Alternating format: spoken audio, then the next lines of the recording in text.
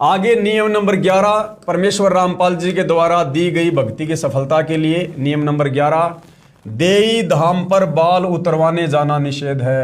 यानी भाइयों और बहनों, समाज में इन ज्ञानहीन धर्म गुरुओं ने तत्व ज्ञान के अभाव में शास्त्र विरुद्ध साधना करवा कर अपने मनमुखी नियम लागू करवा इतनी सारी परंपराएं, प्रथाएं, रीति रिवाज, कुरीतियां पैदा कर रखी हैं कि भाइयों और बहनों, तत्वदर्शी संत के अलावा, परमेश्वर जी के अलावा ये उनके विशेष आशीर्वाद से, उनकी भक्ति की शक्ति से ही छूट सकती हैं।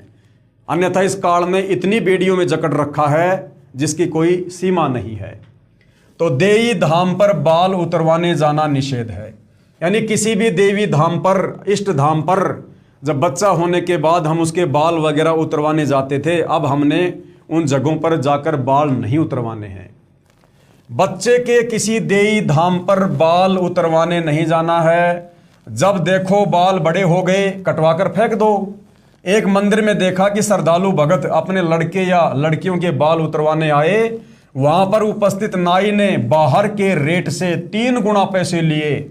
बाहर अगर 50 रुपए में बाल कटते हैं तो वहां पर 150 रुपए लिए जाते हैं।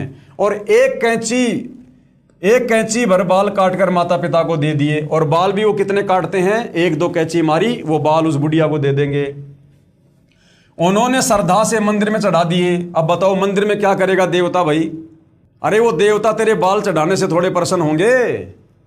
उन्होंने श्रद्धा से मंदिर में चढ़ाए, पुजारी ने एक थैले में डाल दिए और रात के समय उठाकर दूर एकांत स्थान पर फेंक दिए। ये केवल नाटकबाजी है। क्यों न पहले की तरह स्वाभाविक तरीके से बाल उतरवाते रहे तथा बाहर डाल दें। परमात्मा नाम से प्रसन्न होता है, पाखंड से नहीं। परमात्मा भक्ति से प्रसन्न होगा, इस पाखंड से प्रसन्न नहीं होता।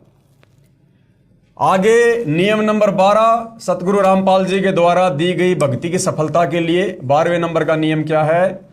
दहेज लेना तथा देना निषेध। दहेज ना लेना है ना देना है, विशेष तौर पर ध्यान रखना है, अन्यथा मर्यादा खंडित होगी। आप परमात्मा की भक्ति का लाभ प्राप्त नहीं कर पाओगे।